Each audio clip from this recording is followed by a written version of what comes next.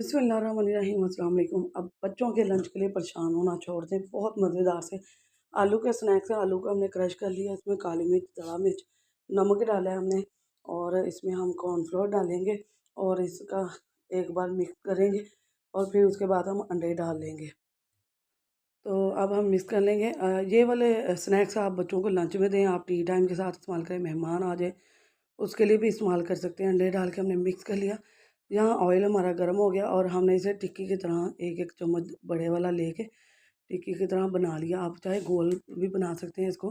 तो हमने इसे शैलो फ्राई कर लिया। बहुत ज़बरदस्त मज़ेदार से क्रंची भी थे, सॉफ्ट भी थे।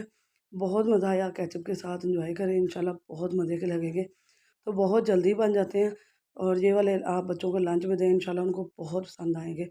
तो ये है जी हमारी फुल रेसिपी और बहुत मज़े की है। फुल वीडियो को वॉच करें, लाइक शेयर सब्सक्राइब करें और दुआओं में याद रखिएगा। नई वीडियो